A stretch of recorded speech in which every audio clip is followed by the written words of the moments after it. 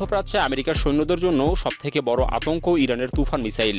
বিশেষ করে ইরাকে থাকা আমেরিকান সৈন্যদের জন্য এই মিসাইলটি সবথেকে বড় আতঙ্কের বস্তু। এটা মূলত একটি অ্যান্টি ট্যাঙ্ক মিসাইল, অর্থাৎ মিসাইলটির প্রধান কাজ হচ্ছে শত্রু ট্যাঙ্ক ধ্বংস করা। ট্যাঙ্ক ছাড়াও অন্যান্য আর্মার্ড ভেহিকেল ধ্বংস করে এই মিসাইলটি। ফলে শত্রু সেনাদের ব্যাপক প্রাণহানি ঘটে। আমেরিকার পাশাপাশি ইসরায়েলের জন্যও বড় আতঙ্ক এই মিসাইলটি, কেননা মিসাইলটি লেবাননের হিজবুল্লাহকেও দিয়েছে ইরান। মার্কিন সেনা কর্মকর্তাদের তথ্যমতে ইরাকে ইরানের অস্ত্রের হামলায় ট্যাঙ্ক ও আর্মার্ড ভেহিকেল ধ্বংস হয়ে প্রায় 1200 আমেরিকান সৈন্য নিহত হয়েছে। অথচ আফগানিস্তানে 20 বছরের যুদ্ধে 2000 আমেরিকান সেনা প্রাণ হারিয়েছে। ইরানের এই অস্ত্রগুলোর কাছে এত বেশি প্রাণহানি হওয়ায় ইরাকে টিকতে পারেনি মার্কিনিরা। অর্থাৎ ইরাক থেকে আমেরিকাকে হটাতে সবথেকে বড় ভূমিকা ছিল এই মিসাইলগুলোর। ইন্টারেস্টিং বিষয় হচ্ছে এই মিসাইলগুলো আমেরিকার প্রযুক্তিতেই তৈরি। 70-এর দশকে আমেরিকা থেকে প্রচুর অস্ত্র কিনেছিল ইরান, যার মধ্যে আমেরিকার সবথেকে সেরা অ্যান্টিট্যাঙ্ক মিসাইল BGM-71 ছিল।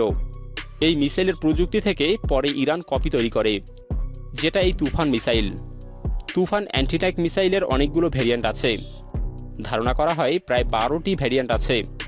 অধিকাংশ ভ্যারিয়েন্টের রেঞ্জ প্রায় 3.5 কিলোমিটার, তবে কিছু ভ্যারিয়েন্টের রেঞ্জ 7 কিলোমিটার, অর্থাৎ 3.5 থেকে 7 কিলোমিটার দূরের টার্গেটকে ধ্বংস করতে সক্ষম মিসাইলটি। মধ্যপ্রাচ্যে ইরানের প্রভাব তৈরি করতে এই মিসাইলের ভূমিকা প্রধান। একই সাথে পশ্চিমাদেরও দখলদারিত্ব শেষ করে দিচ্ছে মিসাইলটি, কেননা কোনো এলাকার দখল নিতে গেলে ট্যাঙ্ক এবং সৈন্যবাহী গাড়ি পাঠাতে হয়।